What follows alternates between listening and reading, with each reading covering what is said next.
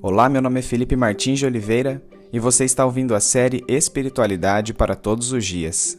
A reflexão dessa semana encontra-se nos seguintes textos bíblicos: Mateus 5, de 1 a 16 e Lucas 6, de 17 a 26, e corresponde à semana 14 do Guia Devocional do Evangelho segundo Mateus, Marcos e Lucas, cujo título é O Sermão do Monte, parte 1. Vamos à leitura dos textos bíblicos. Mateus 5, de 1 a 16. Vendo as multidões, Jesus subiu ao monte e se assentou. Seus discípulos aproximaram-se dele, e ele começou a ensiná-los, dizendo: Bem-aventurados os pobres em espírito, pois deles é o reino dos céus. Bem-aventurados os que choram, pois serão consolados. Bem-aventurados os humildes, pois eles receberão a terra por herança. Bem-aventurados os que têm fome e sede de justiça, pois serão satisfeitos. Bem-aventurados os misericordiosos, pois obterão misericórdia. Bem-aventurados os puros de coração, pois verão a Deus. Bem-aventurados os pacificadores, pois serão chamados filhos de Deus. Bem-aventurados os perseguidos por causa da justiça, pois deles é o reino dos céus. Bem-aventurados serão vocês quando, por minha causa, os insultarem, os perseguirem e levantarem todo tipo de calúnia contra vocês. Alegrem-se e regozijem-se, pois grande é sua recompensa nos céus, pois da mesma forma perseguiram os profetas que viveram antes de vocês. Vocês são o sal da terra, mas se o sal perder o seu sabor, como restaurá-lo? Não servirá para nada, exceto para ser jogado fora e pisado pelos homens. Vocês são a luz do mundo. Não se pode esconder uma cidade construída sobre um monte. E também ninguém acende uma candeia e a coloca debaixo de uma vasilha. Ao contrário, coloca-a em lugar apropriado, e assim ilumina todos os que estão na casa. Assim brilha a luz de vocês diante dos homens, para que vejam suas boas obras e glorifiquem ao Pai de vocês, que está nos céus. Lucas 6, de 17 a 26. Jesus desceu com eles e parou num lugar plano.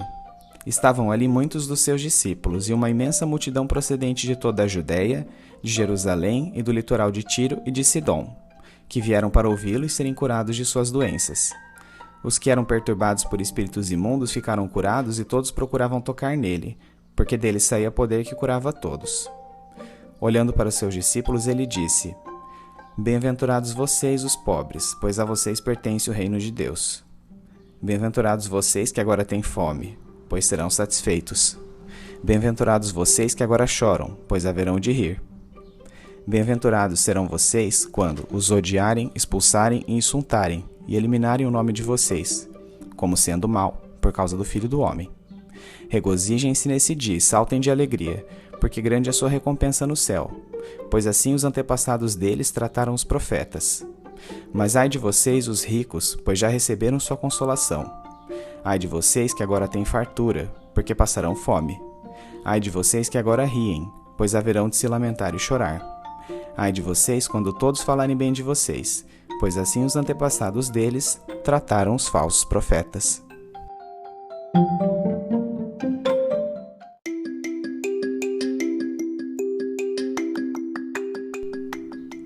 Assentando-se, como era costume dos rabinos quando iam ensinar, num lugar plano ao pé de um monte, Jesus se dirigiu aos seus discípulos para proferir o sermão sobre o qual haveremos de refletir. Apesar de direcionar o ensino a seus discípulos, Jesus sabia que uma multidão de pessoas provenientes da Judéia, Jerusalém, Tiro e Sidom, que o seguiam para serem curados de suas doenças, também o estava escutando. Na versão relatada por Mateus, a estrutura geral desse sermão contempla bem-aventuranças, admoestações éticas e contraste entre o ensino de Jesus com o legalismo judaico. A seção inicial das bem-aventuranças atribui como causa da felicidade de que Jesus fala o vislumbre da concretização do reino de Deus, ou reino dos céus. As demais recompensas listadas nos versículos seguintes ecoam este reino, constituindo paralelismos de sua figura, como receber a terra por herança, ver a Deus ou ser chamado filho de Deus, ou retratando seus atributos, consolo, satisfação e misericórdia. De certa forma, portanto, os versículos de Mateus 5, de 4 a 12, expandem o sentido de Mateus 5, 3. Desse modo, o entendimento das bem-aventuranças está necessariamente atrelado ao conceito de reino de Deus. Em suas declarações, Jesus redefiniu os termos deste reino em basicamente 2 aspectos. Primeiro, sua natureza essencial é interior e espiritual, exteriorizando-se por meio do modo de vida de seus cidadãos. Segundo, sua abrangência não é geográfica ou restrita ao povo judeu, mas tem caráter universal. Esta concepção de reino tem como base a profecia contida em Daniel 7. Neste relato, o profeta enxergara 4 animais que simbolizam os 4 grandes impérios da antiguidade: Babilônia, Pérsia, Império Greco-Macedônico e Roma, seguidos da visão de um filho do homem vindo com as nuvens do céu, que recebeu autoridade para ser adorado por todas as nações. Os 4 grandes animais são 4 reinos que se levantarão na terra, mas os santos do Altíssimo receberão o reino e o possuirão para sempre, sim, para todo sempre. Daniel 7, 17 e 18. Esta posse eterna do reino é essencialmente messiânica e atrelada à descida do Filho do Homem dos céus.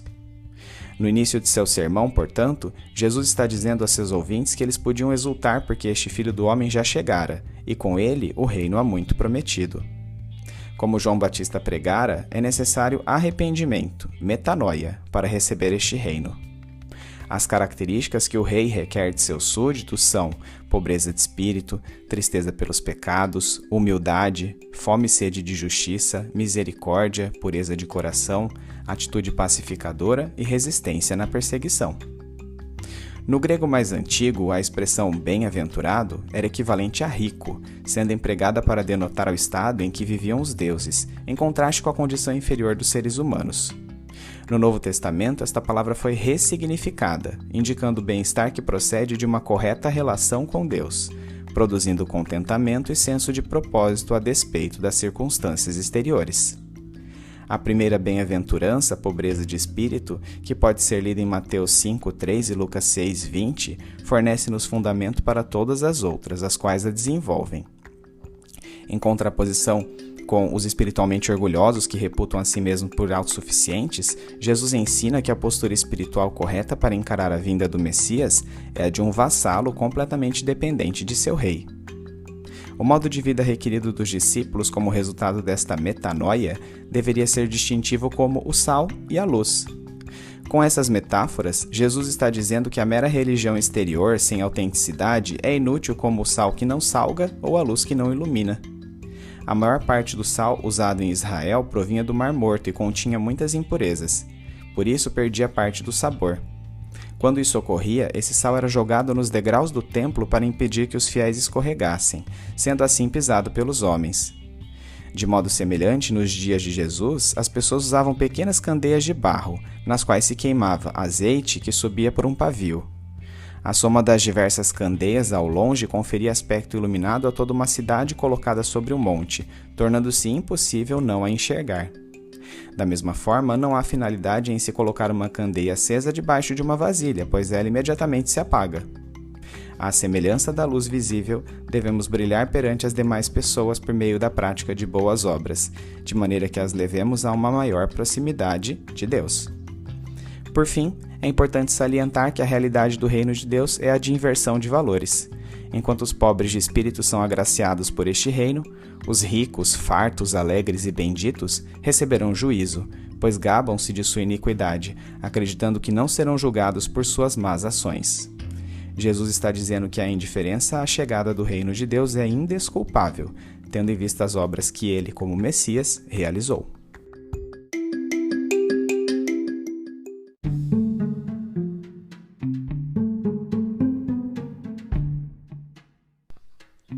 Aplicação prática.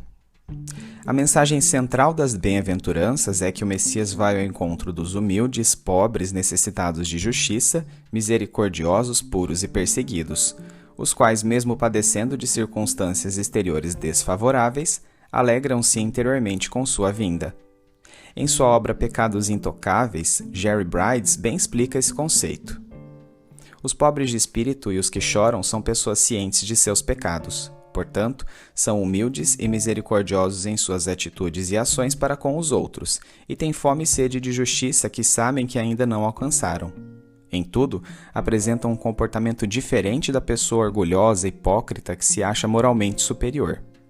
São eles, e não os que se acham melhores do que os outros, que o Senhor Jesus chama de bem-aventurados. Em sua obra A Conspiração Divina, Dallas Willard, por sua vez, bem descreve a natureza das mudanças que são induzidas por este reino. Eu morava quando criança numa região do sul do Missouri, onde a eletricidade só era disponível na forma de raios. E raios tínhamos bem mais do que conseguíamos usar. Mas no meu último ano da escola média, o Departamento de Eletrificação Rural levou suas linhas para a nossa região, e a energia elétrica ficou disponível para lares e fazendas. Quando as linhas chegaram à nossa fazenda, passamos a ter um tipo bem diferente de vida. Mudaram profundamente e para melhor as nossas relações com os aspectos fundamentais da vida: luz do dia e escuridão, calor e frio, limpeza e sujeira, trabalho e lazer, preparar alimentos e conservá-los. Mas ainda tínhamos que acreditar na eletricidade e seus aparatos. Tínhamos que compreendê-los e tomar as medidas práticas necessárias para confiar nessa energia. O leitor pode achar a comparação tanto grosseira, e de fato é em alguns aspectos, mas irá nos ajudar a entender a mensagem fundamental de Jesus sobre o reino dos céus. Basta pararmos para refletir sobre aqueles fazendeiros que na prática ouviram a mensagem: arrependei-vos, porque está próxima a eletricidade.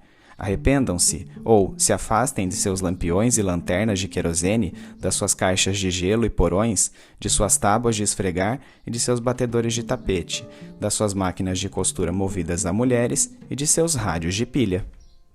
A energia que poderia melhorar bastante suas vidas estava bem ali perto deles, e bastava tomar algumas medidas relativamente simples para poder utilizá-la. Por estranho que pareça, alguns não aceitaram. Não entraram no reino da eletricidade. Da mesma maneira que é impossível continuar vivendo da mesma forma após o advento da eletricidade, nosso estilo de vida muda espontaneamente quando nos vemos diante de Jesus Cristo, o Messias. Ainda que sejamos indivíduos pouco expressivos e estejamos sob adversidades externas, ele nos dá a importante incumbência de tornarmos visível, através de nossas boas obras, um Deus que é invisível. O que nos moverá ao cumprimento desta missão é o senso de propósito que ele nos confere e a capacitação do Espírito Santo.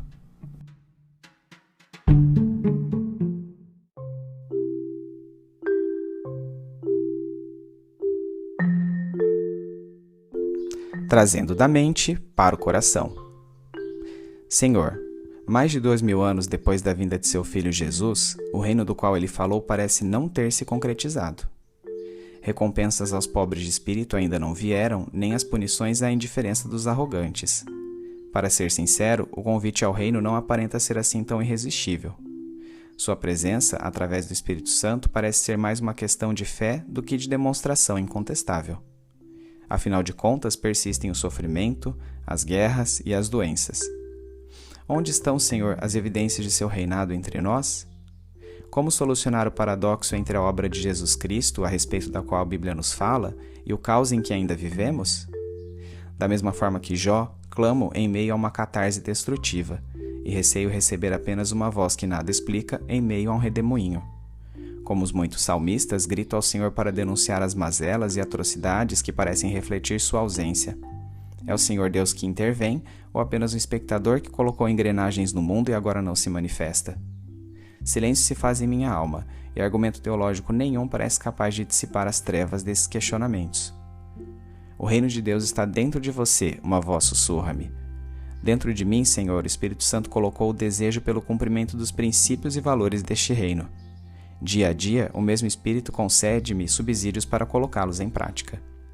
Mas em mim também acontece uma luta, instante após instante, entre o querer e o realizar. O bem que quero fazer, este não sou capaz de colocar em prática. Consigo perceber em minha conduta pessoal o abandono a diversos pecados, porém ainda há outros arregados em meu ser. O reino já chegou. Meu arrependimento também já ocorreu. Já sou salvo em Cristo.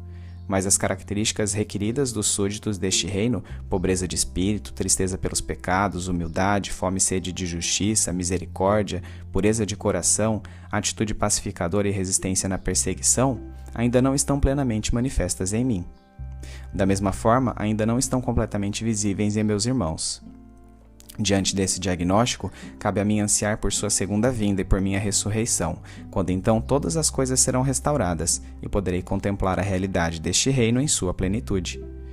Descanso nessa esperança. Respiro profundamente. Alivia, Senhor, o peso de meus questionamentos, mesmo que eu não obtenha as respostas que desejo. Conceda-me humildade para aceitar os muitos aspectos do Senhor que eu não sou capaz de entender. Renove meu vigor, capacite-me e restaure minhas forças para mais uma semana. Que eu aprenda a discernir sua agenda por trás de meus compromissos, suas prioridades para além de meus projetos e as transformações que o Senhor quer empreender em meu caráter que subjazem a cada adversidade, para que assim eu me sinta um bem-aventurado apesar de todas as circunstâncias incertas. Maranata, vem, Senhor Jesus. Amém.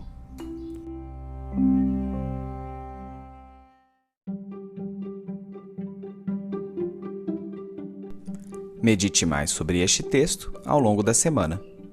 Domingo. Leia os textos de Mateus 5, de 1 a 16 e Lucas 6, de 17 a 26, bem como os comentários sobre eles. Segunda-feira. Quais são as duas características fundamentais do reino de Deus ou reino dos céus apregoadas por Jesus que se opunham à concepção judaica habitual? Terça-feira. Como devemos entender as bem-aventuranças à luz da real definição deste reino? Para responder a essa pergunta, relembre da profecia de Daniel 7. Quarta-feira. Qual o fundamento de nossa comparação como discípulos de Jesus com o sal e a luz? Quinta-feira. Relembre o paralelo feito pelo escritor Dallas Willard a respeito do reino de Deus com a chegada da eletricidade em sua cidade natal. Sexta-feira. Em sua conduta, quais são as repercussões da manifestação do reino de Deus? Suas obras fazem de você sal e luz aos que ainda não conhecem a Deus? Sábado, quais as implicações práticas dos textos de Mateus 5, de 1 a 16 e Lucas 6, de 17 a 26 para a sua vida?